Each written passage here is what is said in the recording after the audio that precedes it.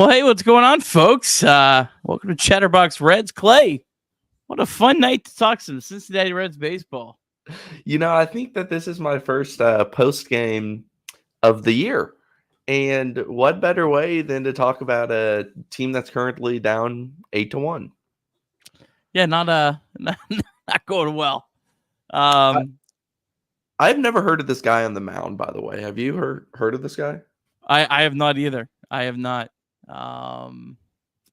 No. It's pretty rare for like somebody to pop up on the screen that I at least haven't like seen his name in a video game or on a box score. And like this is definitely one I've never seen before. Yeah.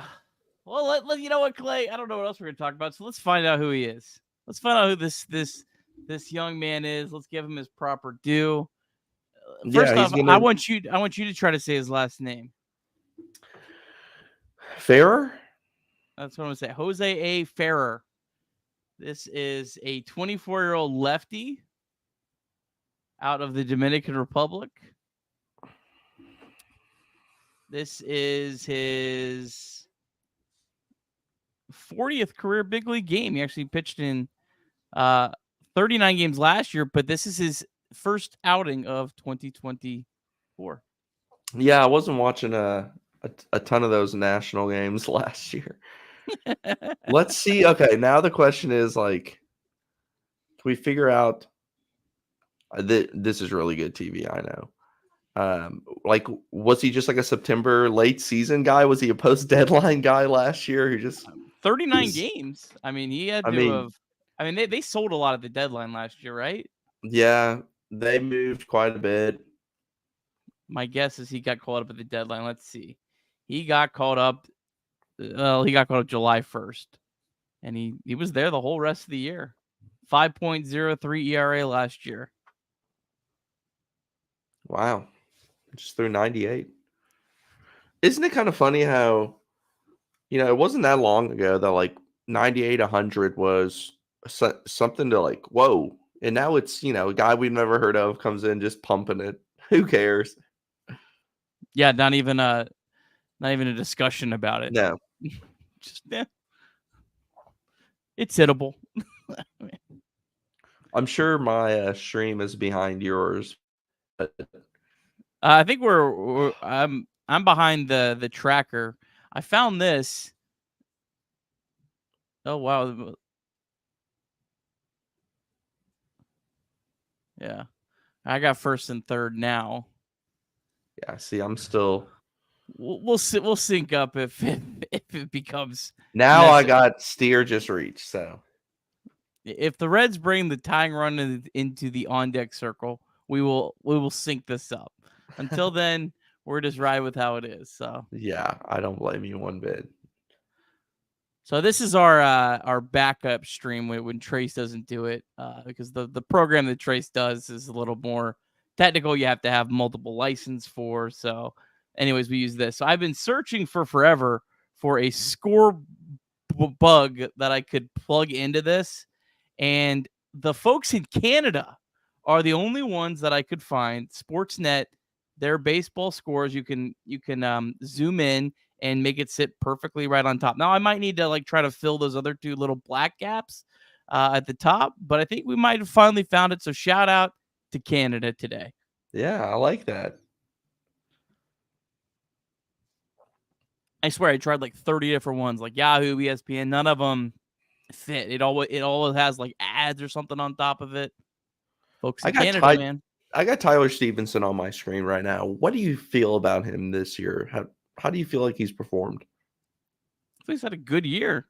I mean, I feel like he's been an slightly above average hitter. I feel like he's been an average defensive catcher, and that's a $20 million player, Clay.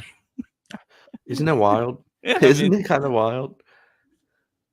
Yeah, I think he's had such a unique career arc just because he hit so well when he came up, and I think a lot of it, and he was a good prospect and top 100 prospect for some outlets, and it kind of became this, hey, this guy is going to be like a huge bat for us, and it's really turned into more like he's about what you would want from a catcher offensively, and he's improved defensively. So I like him. I think everyone knows I'm a Stevenson fan, and of course he strikes out as we're talking about him. But blown away by Ferrer.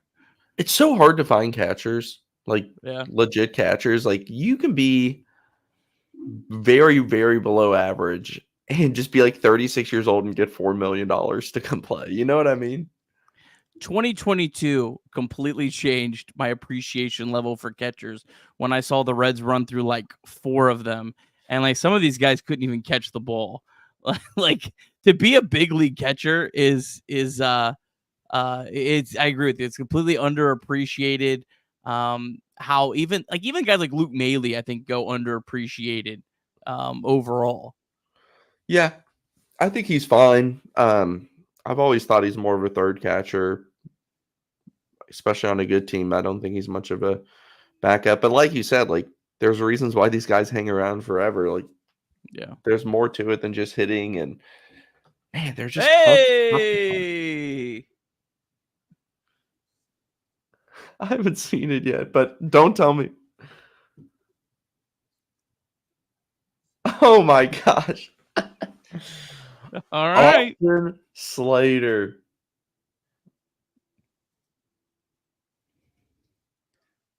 Awesome. Gotta add something to Oh, the very, notes. very low effort kind of shimmy from Slater at second base in the celebration there. You can tell it's like, yeah, we're still down by 5, but I'm supposed to dance if I get to second base. I'm trying to be one of the guys here. Is that his first hit with the Reds? I don't know. I missed all of Friday, Saturday, or I guess that was All-Star break. I've been on vacation for a little bit, so I've been kind of tuned out the past almost week. And that's his first second hit with the Reds. Second hit. He had Second hit. he had 3 hard hit balls that were all outs in one game last week. Yeah. Well, good for Austin.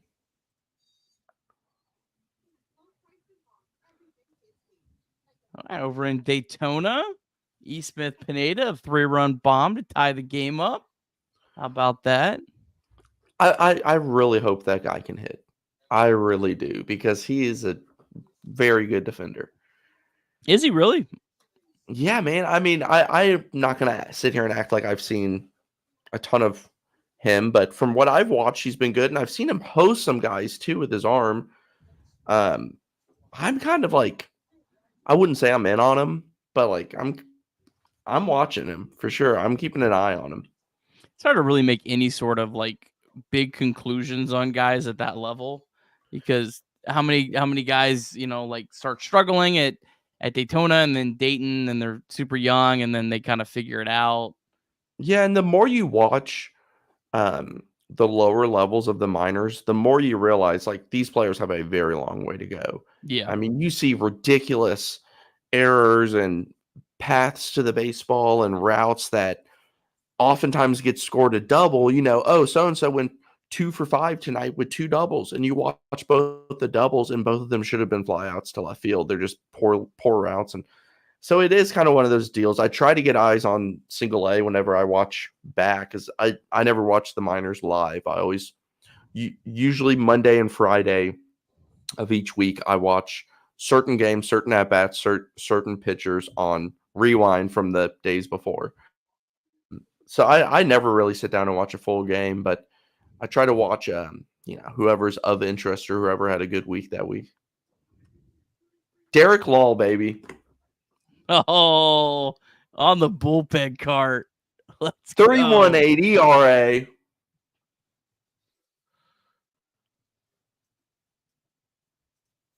31% on inherited runners here for Derek Law in the year.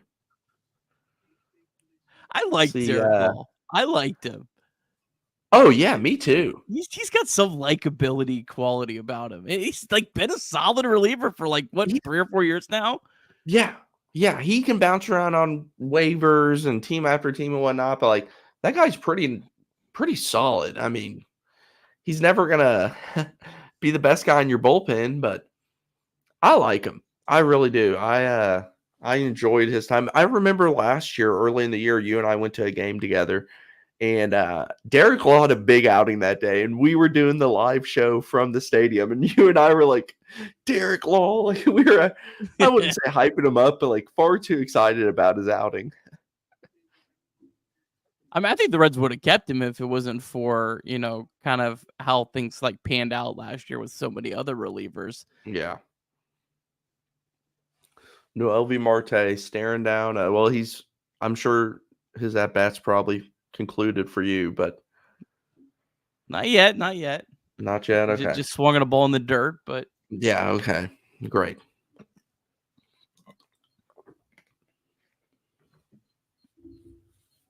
Yeah, I just saw that. Wow. That's what you get, man. Derek Law, known for his nasty stuff, and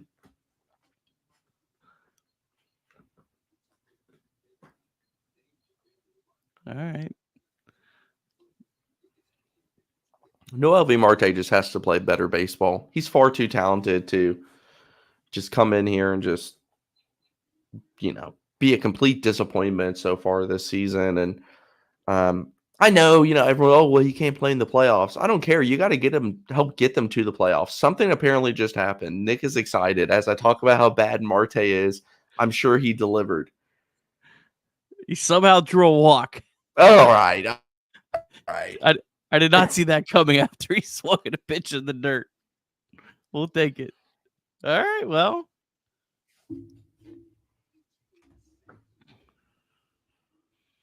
The Law versus Hines. Oh.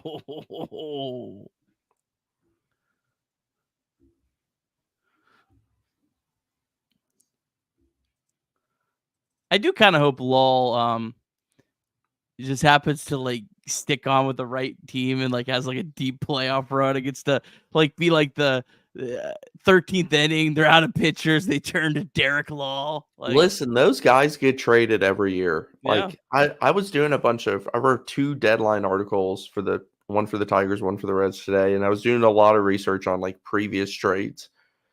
Every freaking year, man, there's just relievers like him, guys you've heard of, but you don't really think much about, going to other teams for 19, 18, 17-year-old prospects who never pan out. And I hope the Nationals don't have a lot of games with teams the Reds are competing with in the second half, because this team is about to unload, from everything I've read, every player they can here in 2 weeks. yeah. Yeah, the Nationals have some players to move. Jesse Winker, I mean, I love Jesse Winker. I know that we've talked about him for a long time and everyone knows what he is, but he looked like his career was about washed. He looked like he was about to be in the minors, and he's played well this year. I hope he can go somewhere.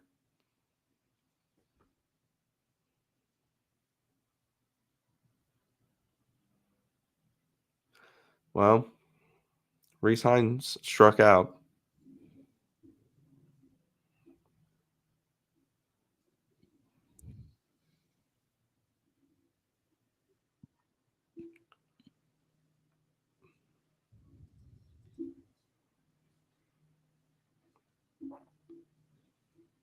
Steve in the comments mentioned about Reese Hines and hoping he gets a shot, and I'm like really excited about him because he is a fun player, and like I love kind of the energy he's brought. I just don't know what that's going to look like, man. I just don't. I have no idea if he's going to be good or not. I never thought he was going to be after how he looked in the minors, and but very few guys have ever done what he's done since reaching the majors. Yeah. It's a funny story, and if nothing else, like it'll be something fun to look back on. But I hope he does well. Uh-oh. Uh-oh.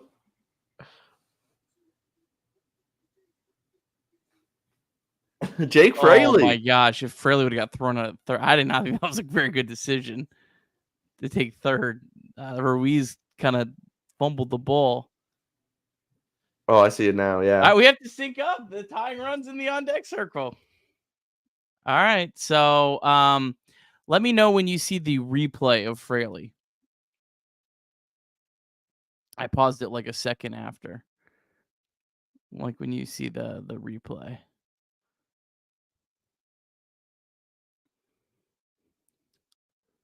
You muted yourself. Sorry, I was coughing. Did you see the replay? Oh my gosh. All right. 1 second. My stream froze. Oh no! All right. Well, I'm not I'm waiting for putting you. it I'm back. going. It's back. It's back. Okay. I'll let you know when I see the Oh, first. we're doing a pitching change, so we're gonna have an easy. So you're gonna let me know when it goes to commercial break. Okay. Assuming it goes as long as. Are you watching the Reds feed? No. Oh well. It's I don't. fine. We're gonna We'll have a hard sync up time. on the first pitch or something. Okay. Yeah. All right. How about the Is that- Reds? Stringing together a little something here, at least something for us to talk about. Yeah. Yeah. Well, where we at? Where we at in the batting order? It wasn't really India. I mean, get Ellie to the plate, and they brought. See, they had to bring in. They're bringing in Finnegan now, so at least you made him use their closer. Cal Finnegan's another guy who's probably going to be on a different team in a couple weeks. Do you think so? Yeah, man, he's been good for a few years. Like he's not great, but I think that's definitely a guy that can help a bullpen. And he's one of those that's kind of like the sneaky addition for a team that you don't think much of it at the time, and a lot of people don't probably know much about him. But I've always thought he's been pretty solid. And he's one of those guys like every year, you look at his stats and you're like, oh man, he's not going to repeat that or this expected stat or that. And every year he is solid.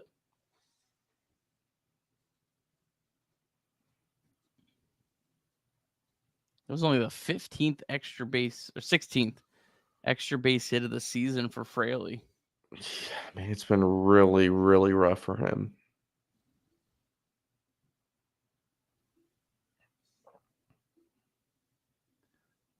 I'm like looking through here. Like he had like one extra base hit in the last like 15 games coming into today. That was a good swing, though. That was a good swing. All right, I'm back from commercial. All right, I'm back from commercial. Finnegan's throwing warm-ups.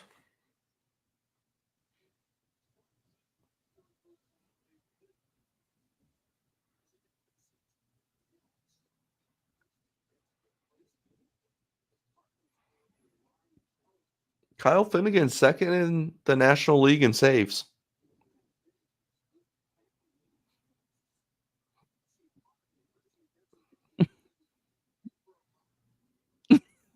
They're telling a story about how Finnegan got notified about making the All-Star game. Apparently, he was like the latest addition because I guess didn't even know he made it. Because Helsley, I guess they said he was unavailable for the Cardinals, so he was in line for a ride at Hershey Park with his family. Got the call. You're an All-Star, bud. You gotta get out to Texas. All right, first pitch to India's coming. All right, I just saw the first pitch. Let me know when it's thrown. I paused it. And thrown first pitch. All right, we should be close. Close enough to party. All right.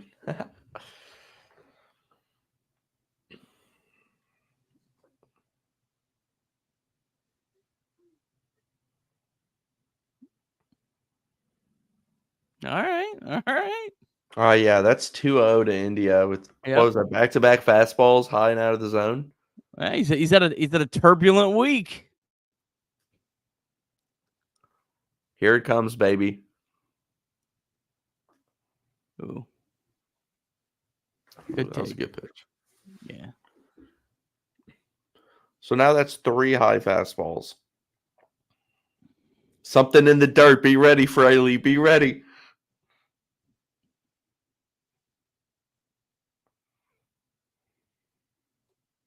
Oh.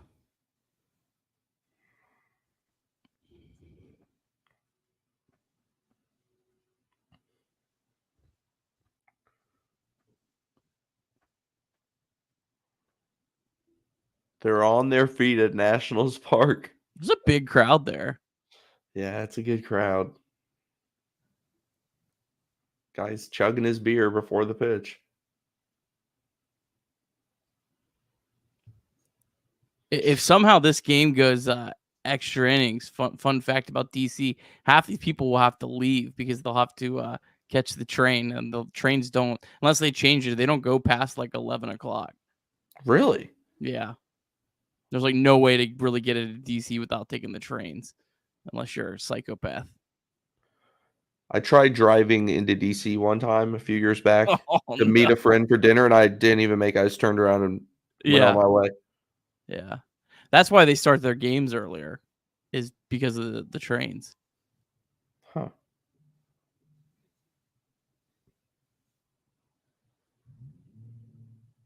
All right. Come on, Ellie. Could you ask for anything better than this? Yeah. I'm sure you could think of something, but it's pretty good. I did not I would not have bet that the Reds would have brought the tying run to the plate when this ninth inning started.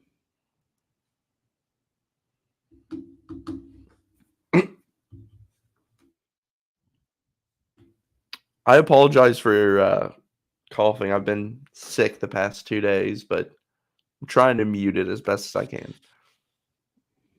My gosh, that first pitch to Ellie was nice. Yeah, that's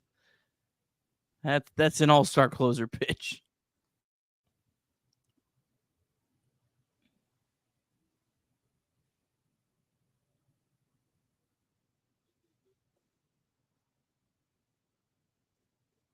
Okay. India took second.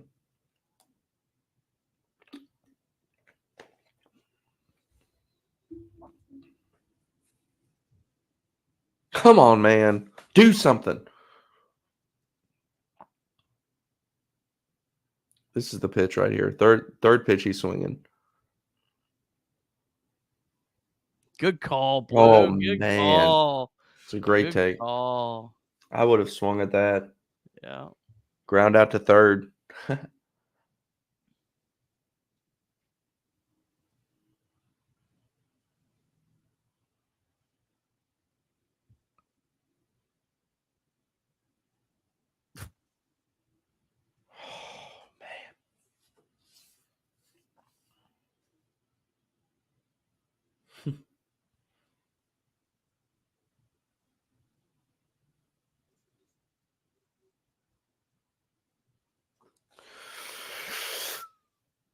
All right, here we go. Full count, 2 on, both in scoring positions with 2 outs.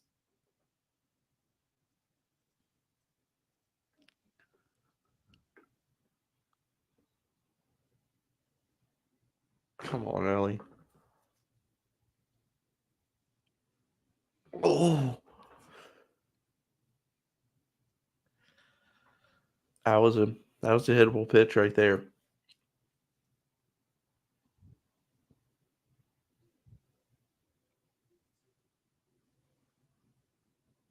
Come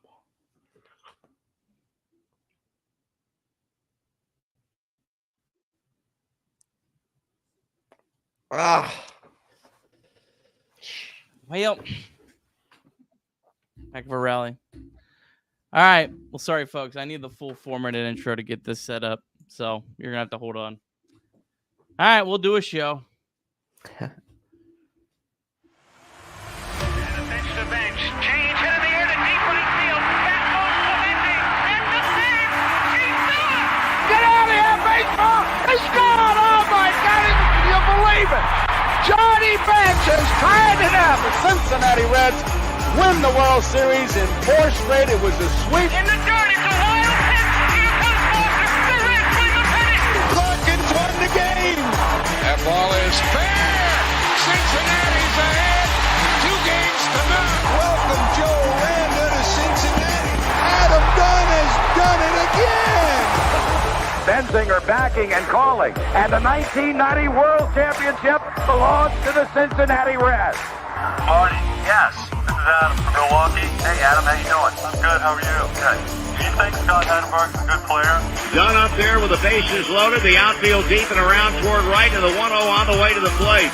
Swung on, long drive, right field, and this one belongs to the Reds. And a high drive, hit back into deep right field. Junior has just knocked the door down to the 500 club. Benson's first home run is a walk-off winner. That ball had a family. And De La Cruz is, oh my goodness, look at this kid run. My, oh my, that is a triple. Matt McClain's first big league bomb. Spencer Steer's first big league hit is a home run to straightaway center field. Joey Votto's done it again. The pitch. Votto swings high in the air. Right field. Yes! He pointed to the dugout to say, I told you. That is Joey Votto's 315th career go-ahead ribby. Only Johnny Bench had more as a Red. And I can't tell you how much it means to play in front of everyone here in Cincinnati as a Red. What a gift. What a tremendous gift. So thank you. Thank you. I think I can speak for all of Reds country. Joey Votto, thank you. High drive, left center field, racing back to the Laurent Bourgeois. The Reds are National League Central Division champions. In the air, left center field. Did he? He did! He did! Reds win! Win! Line to the right field. Genius, the first Red ever with 4 home runs in a game. Can you believe it? In the air, down the right field line. Does it have a chance? The Reds have won on a 3-run home run on opening day by Ramon Hernandez. A strike away and out away is Homer Bailey. Ground ball to third. Frazier gloves. Throw to first, and Homer Bailey, for the second time in his major league career, has tossed a no-hitter. Oh, gosh. Oh, my God. Are you kidding me? Holy Moses, the second player in major league history to hit 7 home runs in the first 10 games. In the air, and the Reds win. What a dream beginning to a career of Jay Bruce. Well, hey, friends, what's going on? Welcome to Chatterbox Reds, proudly sponsored by DSC Commodities, joined by my pal Clay Snowden. Unfortunately, Reds fall 8-5 to the Washington Nationals. Reds made it a lot more interesting in that top of the ninth than I think we thought it was going to be. But Clay, my friend, how we doing outside of the tough loss to start the second half? Man, I'm doing well, actually. I mean, that game was pretty ugly. It got interesting at the end, but I'm kind of refreshed. I needed that break, I felt like, in the All-Star break, and now I'm excited for the second half, honestly. It's a year that I've probably been a little bit more negative than usual, a little bit more mad about the Reds than usual, but man, I've got high hopes. Yeah, not obviously the way we were hoping that the second half would get started. Felt like a pretty uninspiring effort through the first 8 innings, but nice rally in the ninth. Reds at least did make the Nationals, bring their closer into the game. We'll see if that means anything as the series goes on. Is obviously every game really we've talked about. We've exaggerated it to death at this point. Every game really at this point up until the trade deadline is pretty crucial for the Reds to decide which way they're going to go with this season, really one way or the other. But as we always do, we're going to get started here with a box score recap here in just a second. As always, appreciate everyone watching. If you could like the stream, likes really help us out. If you could also be sure to check out Chatterbox Reds everywhere you get podcasts as well. I appreciate everyone that does. But we'll get into the box score recap here in just 1 second. Everything's going slow tonight. Here we go. All right, Reds taking on the Washington Nationals, first game of the second half and the first of 3 in our nation's capital. Patrick Corbin retired the first 8 Reds batters, but then Stuart Fairchild had a bloop single with 2 outs in the 3rd inning.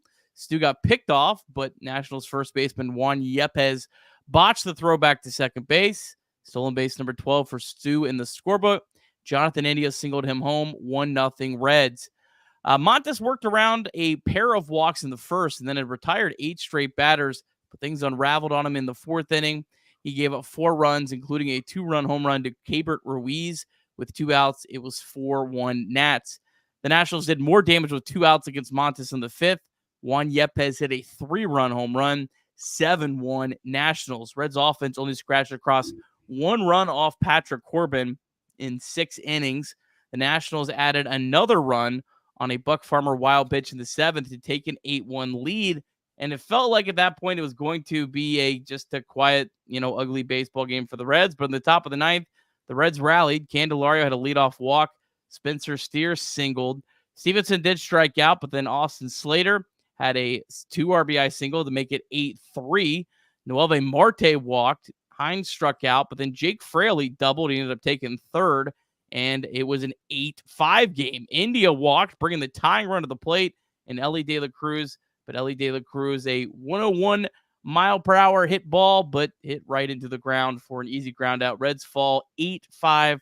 Reds now 47-51 on the year. No deep drives from the Reds game, but our deep drive of the day will go to E. Smith Pineda, a top 30 prospect for the Reds who's had an overall pretty disappointing season, but maybe playing a little bit better baseball of late. He had his 6th home run of the season today for the Tortugas in the bottom of the 5th. And E. Smith Pineda is our deep drive of the day, sponsored as always by Deep South Commodities. DSC is a leader in renewable commodities for biofuel production. They specialize in used cooking oil collection, aggregation, and sales. Visit www.deepsouthcommodities.com for more information. Thanks as always to our friends at DSC. All right, Clay, I guess we start with Frankie Montas. I don't know how much there is to say. A pretty disappointing outing for him.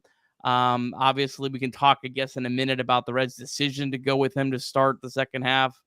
I really have a big issue with it, given where the Reds are and Hunter Green pitched in the All-Star game. But it's been an up and down season for Montas. It felt like at times he was going to maybe take off and have some success, but it feels like every time you feel that, then there's a couple clunkers and his ERA keeps floating around, mid-4s to 5. I think that's just what he is, honestly. I mean, to me, I saw it kind of early in the first inning. He had trouble finding the zone, needed a double play to get out of that first inning, and that kind of felt like it could have gone a totally different direction. And, that's baseball. Sometimes you get that going your way. And, eventually he came back to bite him in the 4th inning when, again, he just wasn't good enough. I was looking at his pitching chart and just where the pitchers were landing, and there's too many fastballs middle. Too often there were balls just being left in the middle of the zone. And to me, that's kind of what it's been with him this year is he's been hittable at times, and he has games where he looks good.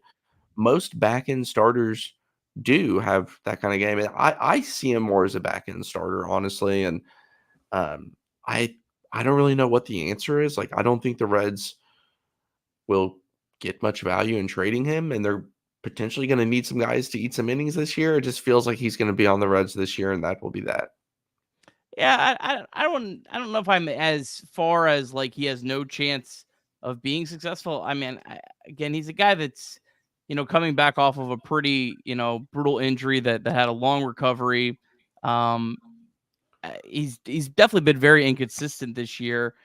Tonight, I think the biggest issue was first pitch strikes. He only threw 11 of the 22 batters he faced. He threw a first pitch strike, which I think led to, as you mentioned, so many pitches right down the middle. I think he's still better than Graham Ashcraft. I think I still feel better about him as a starting pitcher than Graham Ashcraft. And that's really all that matters right now at this point, although Graham Ashcraft is on the IL anyways. So, but it would be nice to see him, pitch a little bit, I guess more consistent at this point.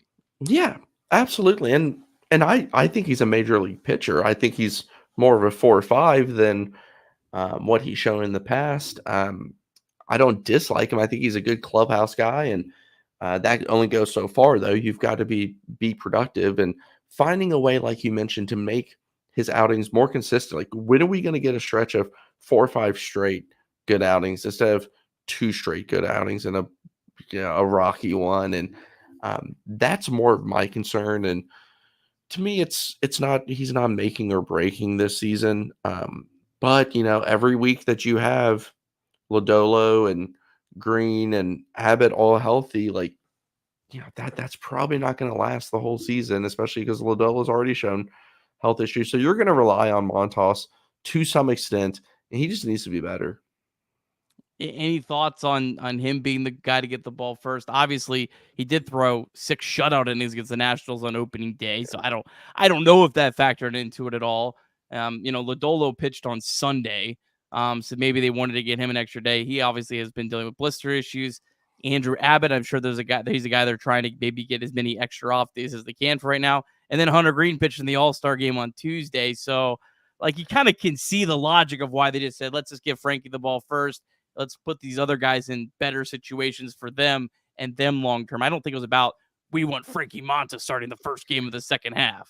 I just don't read into it, really. I mean, I don't see it as some huge value. If you look at other starting pitchers across the league, it wasn't like it was just a day of aces all lined up today. And I mean, I just don't read too much into it, honestly. So I don't really have much of an opinion on it. Yeah, I think that's probably, no opinion is probably the best opinion. Yeah, I don't know. I don't really have a whole lot else on Montas. Hopefully he's gonna have a tough start his next time out against the Braves. So hopefully, he can figure it out. He's had some really good starts against some quality opponents. So I wouldn't put it past him to come out his next time out and throw a gem, but you just don't know what you're gonna expect from him. And really, I guess not knowing what you should expect is honestly almost what you could expect for a guy that's pretty much your 4th or 5th starter, right? Yeah. Yeah. And that's kind of what he's pitched to, is the level of a back end starter. And when you have 3 starters ahead of him that have pitched well, like, I mean, that's just kind of is what it is. I'm sure I'd love for him to be kind of Oakland Montas, but we haven't seen that in 3 years. I mean, and he's coming off an injury. Like, I don't know. I when they signed him, I was a little bit lower on it than a lot of people, just because of I didn't have the highest expectations for him. And it's been kind of a meh signing at best, if not bad signing. I would even lean, I wouldn't say bad, but it's just not what they were probably hoping for. All right, I guess over to the offensive side.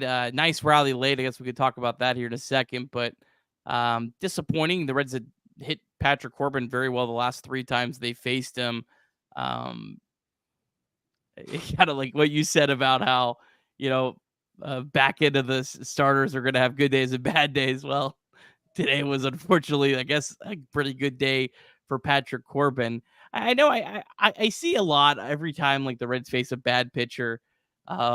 People go, yeah, they need to put up like 5 or 6 runs off this guy. And I'm like, okay, like you do realize like his ERA, which is like 5.7 coming in, like that's the equivalent of like 4 runs over 6 2/3 innings. Like that's what it actually equals out to. And So they I mean, don't go 6 innings. Yeah. Yeah, and they don't, well, Corbin does. That guy just Well, straight yeah. up, he straight up eats innings. Like it Yeah. doesn't matter. They pretty much pencil in Patrick Corbin, but you give up 8 runs or you give up 1 run, you're going 6 innings tonight. We are getting our money out of that $35 million we're paying you this year.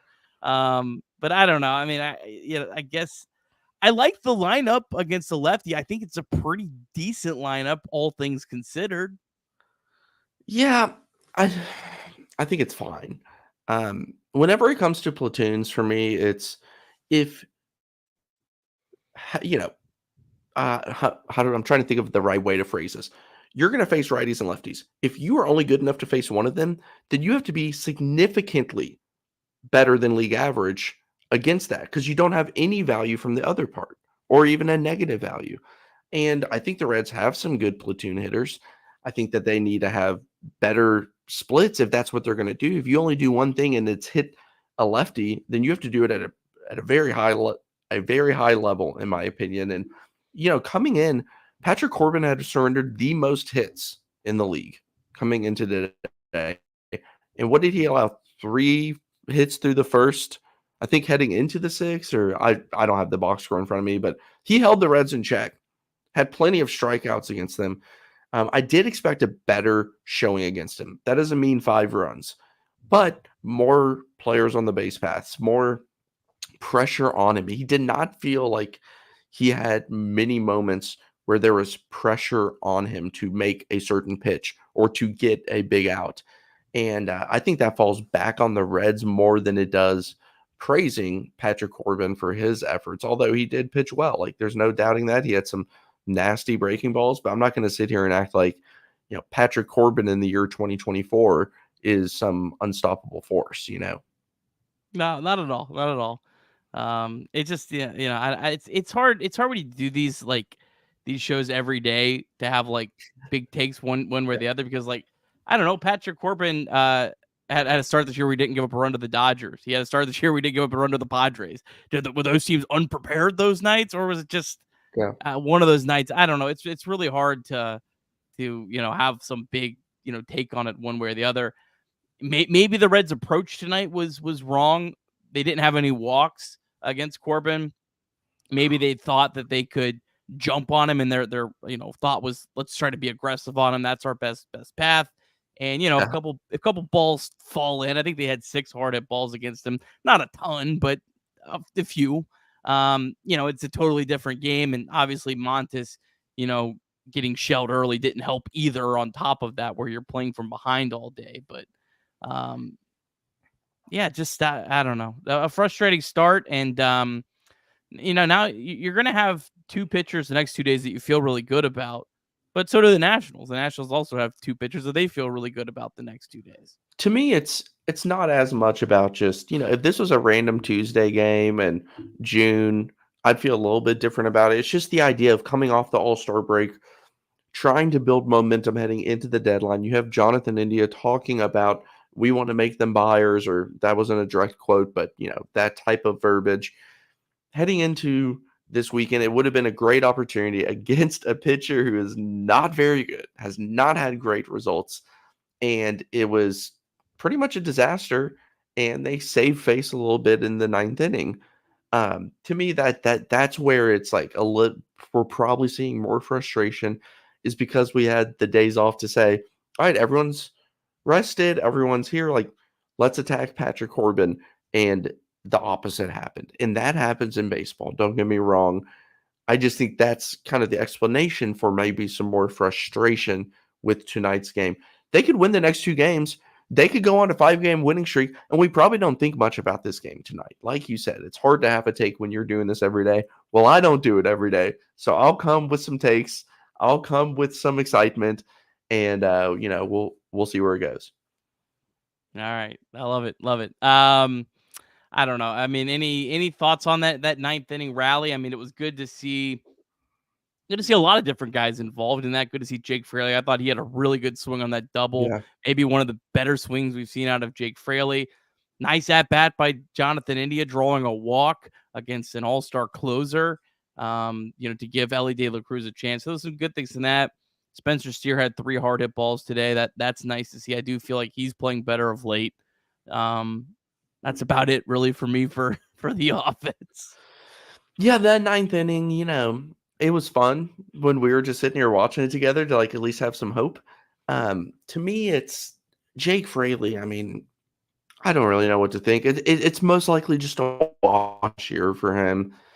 Injuries plus, personal life situation. It's just really hard. And we know he's a much better player than this. That was one of the better swings we've seen in a while. We are talking about a double in the 9th inning of a, blowout game at that point. So Rhys Hines had another double. So that's good to see, another extra base hit. And I know we talked about this briefly, I believe, when the game was still on, just what Rhys Hines is going to be. I'm sure that you all have covered that a lot, and there's more time to talk about that. So I'm just going to enjoy what he has been, and it's been a pleasant surprise. I mean, that's the only way to treat resigns at this point. Is just enjoy what he's giving you. Obviously the Reds have to run him out there every day until he proves otherwise, and hope that he proves that he is a big leaguer. Because I feel like he still has to prove quite a bit to stay, but he's earned the right to have a much longer leash than he would have had a week ago. Let's not forget in this game, and this is like this, I believe, second or third Yes, time I'm so that glad you Reese brought it Hines has up. kind of thrown a baseball in which I thought right out of his hands, oh no. And the first time was when he was trying to throw it to Candy at third. I believe it was in his debut, and he just like rocketed the ball to third. It was way off, and Candy was like, all right, calm down. And then tonight he's like, correct me if I'm wrong, Nick, but he was trying to throw it home or to the cutoff man. It just drilled James Wood, who just hit an RBI single, and it was just funny to see. Like, I legitimately laughed out loud when I saw. Like, I can't remember the last time I saw something like that happen. An outfielder drilling a base runner with a baseball. Yeah, no, that was legitimately one of the funnier moments of of this baseball season. I too, I jumped in our group chat like the second it happened, and I was like, "Oh my god, did you see that? That was incredible." So yeah, thank you for remembering that and bringing that up. I don't have a lot more on this game other than like disappointing way to start the second half. Hopefully they can find a way to rebound tomorrow and the next day and make up for it. But I guess I want to get some of your overarching thoughts, Clay, about where the Reds are. Let's start with the draft. The Reds taking the pitcher in Chase Burns over Charlie Condon going with the hitter. Did you have any thoughts on the Reds' decision there? No, not really. I mean, from a big 10,000-foot view, I do. I do not watch any draft stuff. I don't watch these kids. I just wait till they get drafted. I'll do my homework once they play. I rely on guys like Bryce Spalding and Reds and Four and other people that have been on this to kind of educate me on these players, as those people are great resources that do that. So I trust them. However, just in theory of if Chase Burns is the best pitcher in the draft, which a lot of people feel that way, selecting the best pitcher in the draft to me is a good strategy for the Reds because you're not going to get many pitchers to sign in Cincinnati. You just gave a big chunk of money to a guy coming off injury in Frankie Montas, who has not looked very good. Like, there's just not going to be the bounce back opportunities galore for the Reds to sign starting pitchers. And they're never going to be able to sign a starting pitcher that's top of the market. So you're either A, trading for those type of players, a lot of prospect capital, or B, you have to draft them. And I think that they're realizing they could sign or acquire bats easier, find those guys later in the draft. The high end arms, I'm all for them taking those early in the draft as long as they can sign them. And he's somebody who, from everything I've read and heard, could slot into this rotation sooner than later. And now I know that Chase Petty hasn't been the best, so maybe you aren't as much in favor as him. He's still young and has time. And Connor Phillips fell off a cliff. So, like, there's less and less of the arms that we looked at as high-end arms. So, to me, I like that. As far as their other picks, good. I mean, I don't know anything about them. Let's see what they do once they have a wooden bat. And, this is a big jump. You're going from college. Like, the guy who you just hit a home run off of has a internship at Deloitte lined up in 2 weeks. Like, this is not the same thing. You're now going to be playing professional baseball players from all over the world. So to me, it's let's wait and see what they look like then. And but it's always fun to follow. Yeah. The trade deadline. Where are you at? I guess let's I don't know, to make this more interesting. Let's say the Reds are exactly where they're at right now. Let's say they're 3 out of a playoff spot at the trade deadline. What does Clay Snowden think the Reds should do? I actually wrote about this today and spent far too much time debating it. And I've been kind of debating it internally for 2 weeks, knowing I would write about this. And I think where I landed was I don't think the Reds will do anything drastic. If they do, I will kind of be excited about it because to me, the infield is set now and into the future. Rather you as a listener believe that or not, the front office has shown that they do. lot of young players under team control. I don't think the infield's moving around much. I don't see major trades. India could be moved on from at some point, sure. Infield set. I think starting rotation, especially with the draft assets the past 2 years, is looking pretty set. I don't think there's a major investment there. I don't really care about bullpen. Like that'll, always come and go. So to me, it always comes down to the outfield. I think that's the place where you have the chance to upgrade the most, and you have the highest number of players with a ceiling that we feel pretty comfortable with, and it's not super high. So to me, it's if a player who can help you now and into the future is available, I say go for it, because maybe they won't be this winter. You want to wait and sign somebody in free agency, you're leaving a lot up to other people than yourself. Somebody else could sign them. They could re-sign. They could get a bigger offer. To me, it's the three names I came up with for this article. And these are more just like fun. I don't think they're realistic, but like Randy Arozarena is a guy that like technically is on the trade block, and like he would be fun having a down year, 2 years of control. Everyone knows the Jazz conversation. He has 2 years of control. Taylor Ward, 2 years of control as well. I don't think Taylor Ward's like the sexy pick, but look at his batted ball data. He's been productive the past 2 years, and he's been about average this year. So to me, those are three names if you wanted to go kind of bigger fish hunting. And I know that you appreciate kind of the niche small people as well. So a name I liked was actually Carson Kelly from the Tigers. And that's a catcher who's been very, very good this year. Phenomenal defensively. So to me, it's like, I don't know why. I feel like Carson Kelly is the type of player, whoever acquires him is going to re-sign him. Free agent at the end of the year. If you brought in Carson Kelly, I think he could really hit well in Great American Ballpark. He's healthy for the first time in years. And you could re-sign him for a 2-year deal or something. And now you have a much better 1A, 1B at catcher. I know that was long-winded, but that's kind of my thought process. No, I love it. And I mean, the biggest question is just, what's the asking price for these players? And personally, I mean, I'm not making any moves this season where I'm giving up a ton of my key prospects that I believe in. But if you can, get some players where you're giving up some players maybe that you feel are expendable in your prospect pool, then yeah, I mean, I don't mind it. I think that the Reds have an opportunity here that I think is a little bit more feasible than maybe on the surface, just because of their starting pitching health this year. And that's not something you can bank on year to year. And, if the Reds are able to sneak in, I think the Reds are going to have a legitimate chance just because of their starting pitching.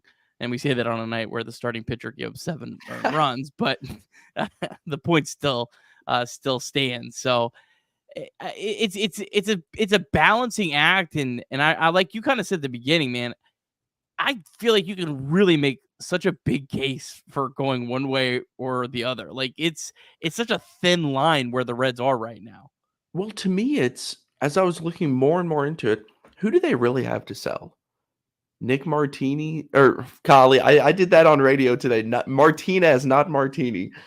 Nick Martinez could get you something, but you may even have to pay that down. Like if a team doesn't want to pay that full salary, and I don't think that they move Jonathan India.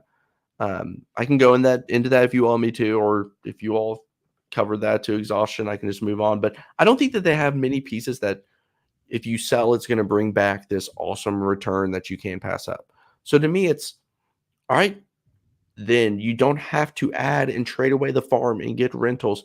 But if you make one move that is impactful enough that can also help in the future, the outfield, in my opinion, is going to still be a future need.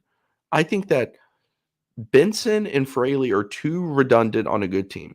If you have Friedel, you can add the outfielder that, whoever I'm talking about here. And then you can probably have one of Fraley or Benson, just because they're both platoons. They both have they can be good players, but they're not great players, in my opinion. So to me, it's those needs are still going to be present. If the opportunity is there to acquire somebody who the team likes and has liked for a while, you might as well take it now and give the fans something to be excited about. And this is not a team that's completely out of it. I don't think it's likely that they make the playoffs and make a run. I don't want it to sound like that, but I would be willing to move on from a top prospect, not the top prospect, not Sal Stewart, not 2 of the top 10, all this. Like, if it meant like, hey, we get a player with 2.5 years of control that is proven and good, and it's going to cost you one of the top 10 prospects, like depending on who that is, I would be willing to. I'm not totally against that. You'll eventually have 40-man crunch. You'll eventually have these players that will either values will go down. That's possible too. And that's more of what it comes to for me. It's not, I think all of these players we're getting are the best, and I'm just willing to shell out the farm system. For me, it's some of these players are going to lose value. No one has more information than their own team on them, all because they're top 10 on the prospect list on MLB.com doesn't mean they're even top 10 in the eyes of the Reds. If that means a Carlos Jorge, just a name I pulled out there, gets moved, but you get better today, like I'm okay with that. I am totally okay with that. Yeah, and I think your point's interesting, and I think is something I've mentioned before. I'd be more sell at the trade deadline if the Reds had some massive asset. Like if the Reds had Luis Castillo and Tyler Mahle, it's a totally different conversation where you're going to get big returns, but you're not getting a big return for Nick Martinez because he's making a lot of money. The team's going to take on the salary and maybe give you a flyer on something, but that's it. Same thing with Montas, same thing, even probably to a lesser extent with like Candelario. So unless you're willing to like go and trade someone like Andrew Abbott, or I don't even think Jonathan India has some big returns. So I think that makes it more of, all right, well, let's just give this team a chance this year and kind of see what happens. Now, you might be able to do 2 things at once here. You might be able to try to get a bat, like you said, and then maybe try to capitalize on a reliever market if it becomes favorable. And maybe you even trade a guy like Fernando Cruz if someone's giving you a massive return where you're like, this is not something we can pass up on. We love Fernando Cruz, but this is something that changes our entire outlook. Maybe the same thing with Alexis Diaz, and you go down the list of relievers. So I could totally see a situation where the Reds buy a hitter and trade 1 or 2 relievers at the same time. And it also is because of what having Zach Maxwell and Yasver Zulueta and other guys down at Louisville. That's exactly what I wrote about today. Was this could be one of the rare buy-sell type teams. We don't see it every year, but when we do, it's usually odd. It usually looks weird.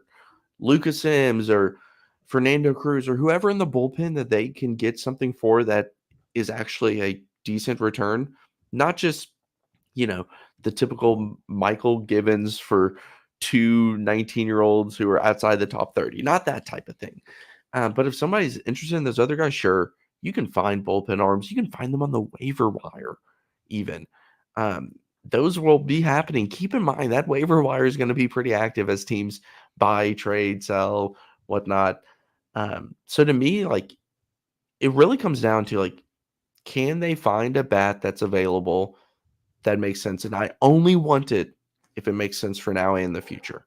I'm in no way interested in a rental unless it was, like the Austin Slater for whatever, next to nothing. Like, sure, if you want to roll the dice there, but that's not very, very inspiring to me.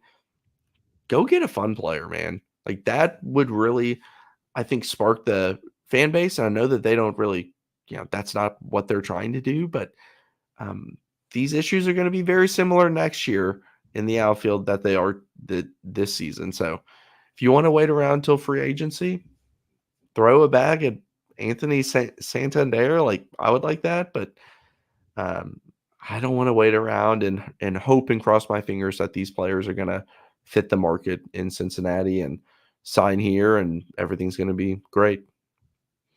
Yeah, and the only other player that I would add that I might be interested in, I don't have a good example like off the top of my head, would be a player that costs a lot of money.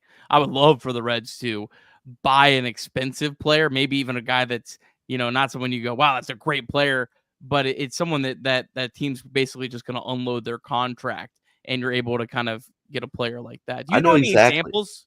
Yeah, Do you have I know any examples? exactly who you would want. I knew you would. Your former crush, Chris Taylor, is exactly who you would want. Washed up Oh, Chris he's like, Taylor from LA. okay, all right. Maybe not Chris Taylor. Honestly, if Josh Bell were to get hot and show some signs of life, that not right now. He's been terrible. I know that. Yeah. But that's the kind of player he's owed like $16.5 million this year. So what does that prorate to, like $7-8 million? If he shows some signs of life, picking up a player like that you're literally just gonna take his contract, I love those kind of moves. I think those are the kind of underrated moves that your ownership group shows you that they believe in the team that maybe the fan base doesn't really get excited about. But I think that shows more of your commitment to the team than trading 4 or 5 prospects for a rental player. And we see that sometimes. Mark Hanna was acquired right at the beginning of the offseason from the Brewers to the Tigers for a older AA reliever. And it was pretty much just hey, we're willing to take on the $11 million option. Like, that type of move can happen. Yeah, I mean, I don't think of any off the top of my head. Like, I'm just Kahana thinking is kind of been. I don't follow baseball outside the Reds close enough. Mark Kahana, has he been Mark terrible? Hanna, yeah. Canna. Has he been terrible? He actually hit a home run tonight. I think that he will be available. The issue with him is he's like injured. He's playing with a bad hip. He has been for the past few months, has been terrible since the beginning of the year because of that. But he's like phenomenal clubhouse guy, all that jazz. That's going to be one of those deals that it feels like a team like the Mets will say, give us Jason Foley and we'll take on the entire Mark Hanna contract for the rest of the year, $6 million or $5 million, whatever it is, for a lesser prospect. That kind of feels like how he would get moved as that particular example. Other like longer term deals with high money, like just off the top of my head, like there's none that I would want to touch. Off the top of my head, I would have to pull it all up, but like a lot of them are either injury related, like a Chris Bryant, or are just really bad deals, kind of like the Mike Moustakas deal type of a situation. So, but I like where your mind's at. It's a creative way, and I think the Reds need to be more creative at times. They're not going to win in the same ways that the large market teams traditionally win. Like, that's just not a game that they're going to play. So they have to get more creative, be a little bit more aggressive with a risky quote unquote deal, like you're saying, kind of like what I'm saying with somebody like a Randy Rosarina, who's $8 million this year, and the Rays want to get off that for next year, 2 years of arb left. And if he sucks next year, you don't have to bring him back. Like, it'll cost 10, 12 million next year, whatever it is, which is still a pretty good deal for, somebody who has his potential. But I don't know what that particular prospect return would look like.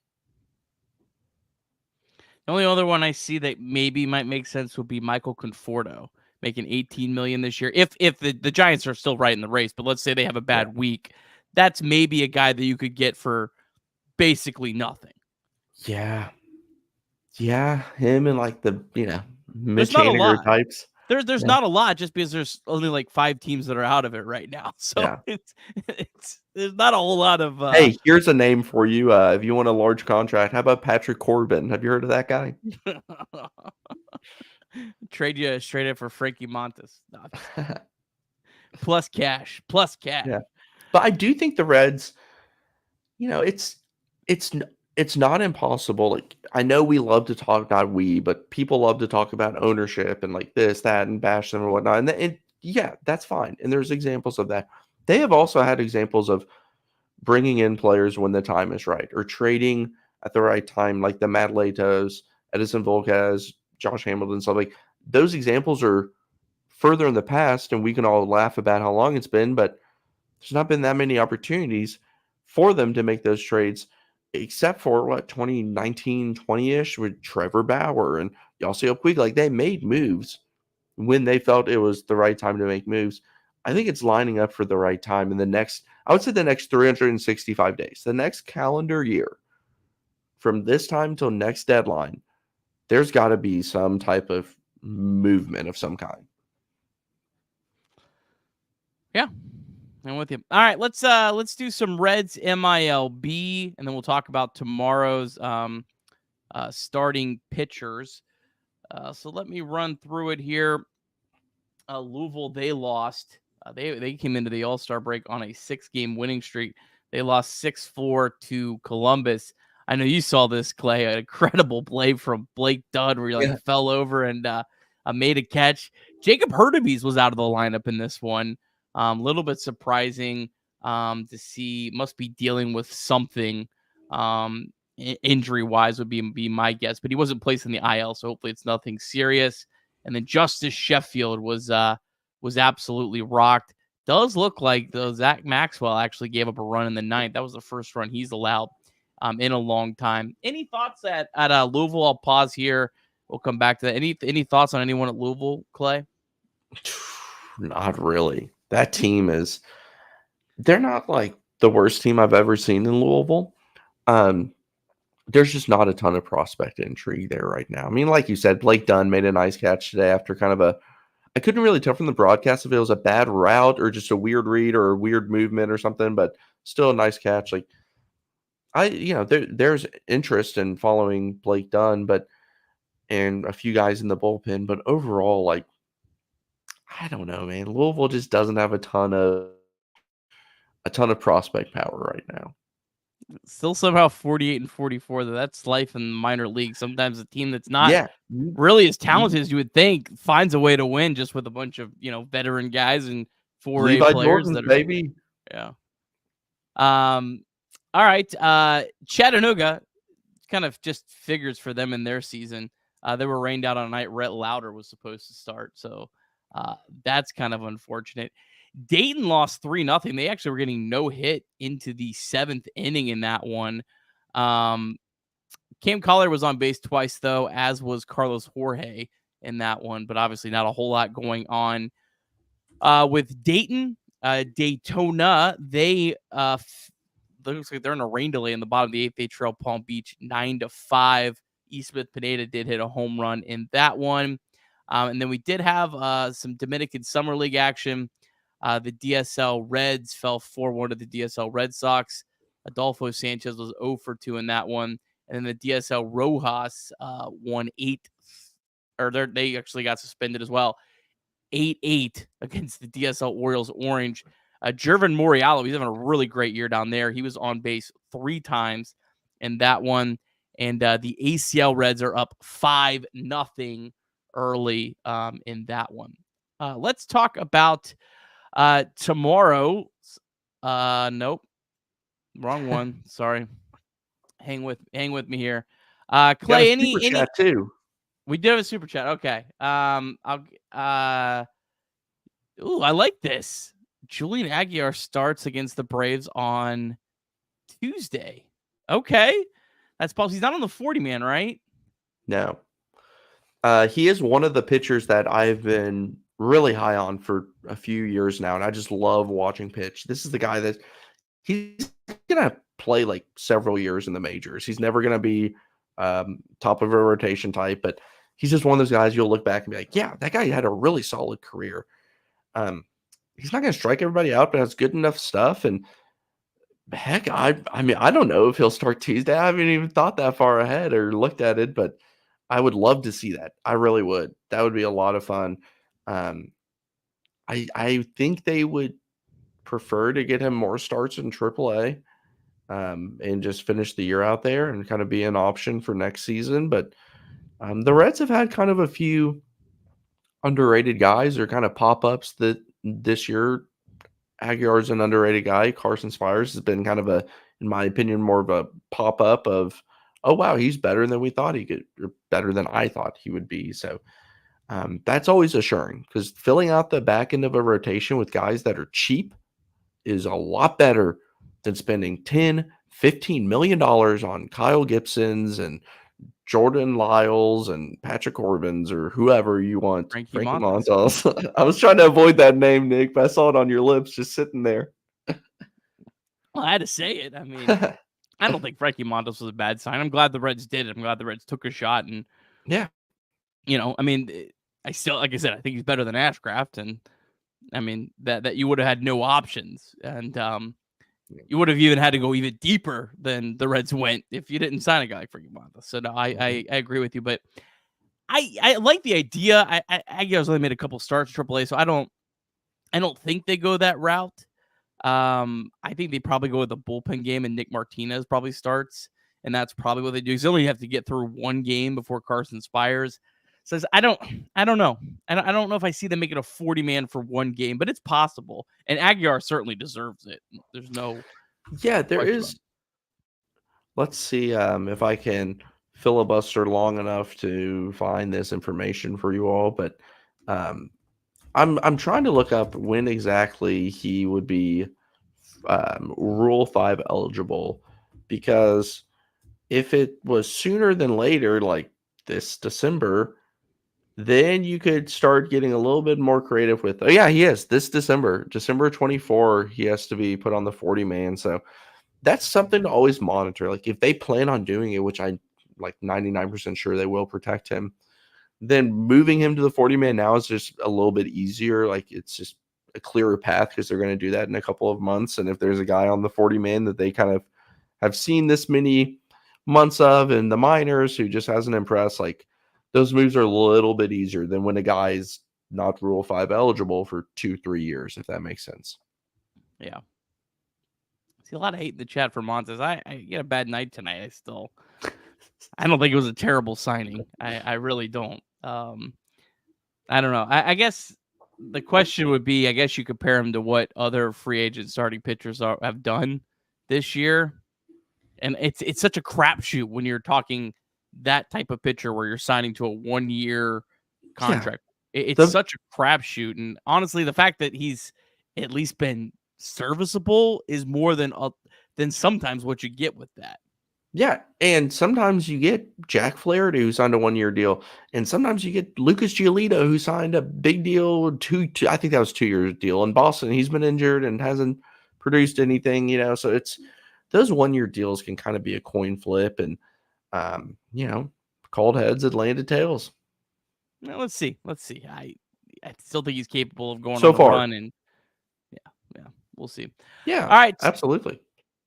Reds back at it tomorrow. Nick Lodolo up against Mackenzie Gore. Really good pitching matchups. Two very talented lefties. Couple notes on this game. First off, Mackenzie Gore. This guy was the number 3 overall pick back in 2017. He was the top pitching prospect in baseball at one point. Dealt with a bunch of injuries, but seems to finally be stable there. This is a guy that was part of the Juan Soto trade. That's how he got over here. Gore relies on 5 pitches, a 4-seamer, curveball, slider, changeup, and very occasionally a sweeper. Fastball averages 96. Now, good news, 0-2 with a 7.23 ERA over his last 4 starts. Also struggled with walks. He's walked 12 batters in his last 18 and 2/3 innings pitched. This is a guy that also has the worst first pitch strike rate in Major League Baseball. But he's pitched very well against the Reds. 2-0, 0.79 ERA in 3 starts against the Reds.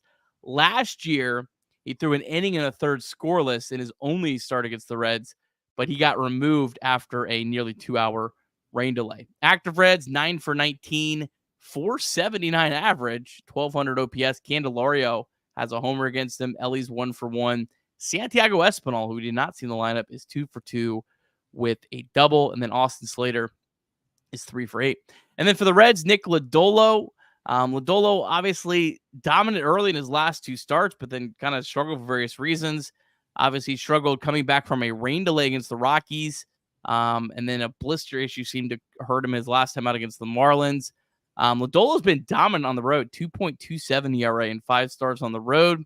His only start against the Nationals came back in 2022, 7 innings, 3 runs. Active Nats, 5 for 17 against him. Abrams 0 for 3. Adams is 1 for 3. Lane Thomas is 0 for 3. So Nick Lodolo tomorrow. Clay, any thoughts on Lodolo? Any thoughts on Mackenzie Gore, this pitching matchup for the Reds?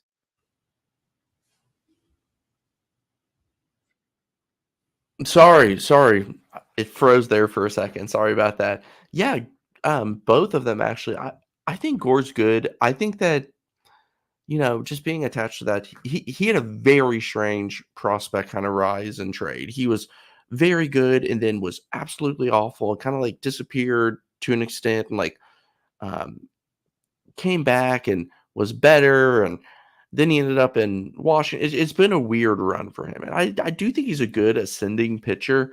I don't think that he kind of reminds me of like the earlier days of Hunter Green, where it was really good at times and you could see the shakiness and you could sometimes be frustrated with him, but you saw the talent. That's kind of how it reminds me with him. And Nick Lodolo, man, I just love watching him pitch. I really do. And I know that, I guess that was his last outing or 2 outings ago when it kind of unraveled at the end. But overall, I think he's one of, the best options the Reds could throw out and has been for, I don't know, past 2 years. He's been one of the better options. I know he was injured a lot last year, but to me, it's a good lefty matchup, and we'll see. Lane Thomas is gonna do something. That guy destroys lefties. Like, he is gonna at some point get to Lodolo.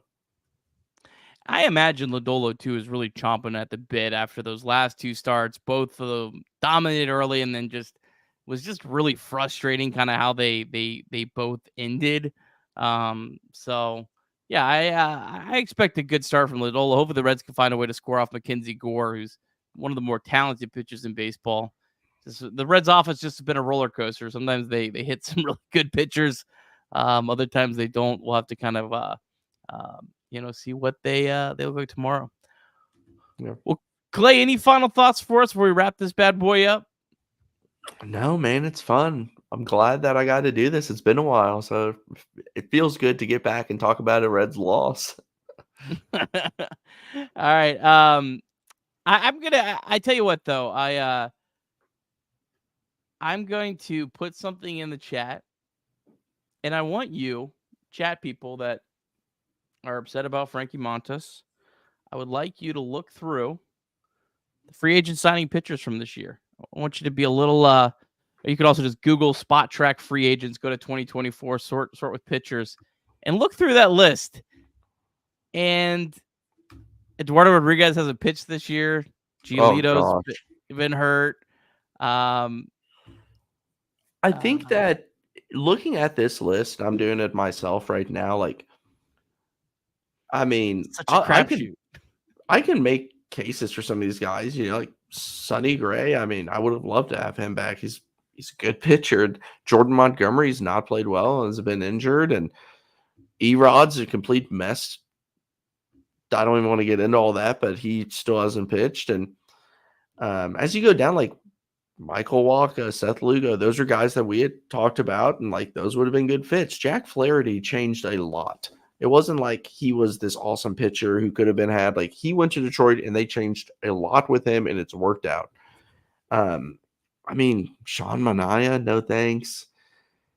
I don't know. Luis Severino was the specific name that you and I had talked about last offseason. I like and that. We threw him in the same category. We also threw Lance McCullers as like, maybe you trade for a guy. Like, we had these discussions, and if we remember all the names, like half of them hit and half of them didn't. That's the type of game you're playing when you start talking about these kind of 1-year deals with a lot of these guys. So, Alex Wood, oh my. Is he still pitching? Is he still? I think he's injured right now in Oakland.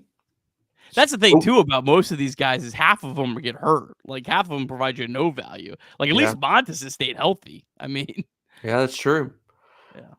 Yeah, it's a crapshoot, man. It always is. And when you're on the right side of it, you got the best GM, and when you're on the wrong side of it, you got the worst. Just make sure when it comes to GMs, to me, it's the big deals you gotta hit at a pretty high clip.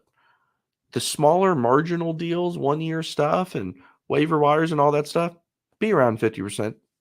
60% would be great.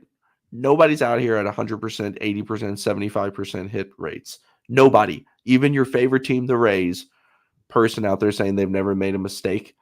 They traded Joe Ryan because they couldn't get him on the 40-man. You kidding me? Come on. Nelson Cruz, rental. Unbelievable. All right. Love it. I appreciate you, Clay. We'll be back tomorrow night. I've got Craig Sandlin joining the show as Trace are doing, I think, Little League Baseball or something. I don't know. They're always doing something. Chatterbox has some event this weekend. So Trace will be back Sunday night, 9 o'clock. So, but appreciate you, Clay, coming on last minute and helping us out with this. And then appreciate Craig tomorrow. And we'll be back with Trace on Sunday. So have a great night. Like the stream on the way out and be sure to check out the podcast. Take care, everyone.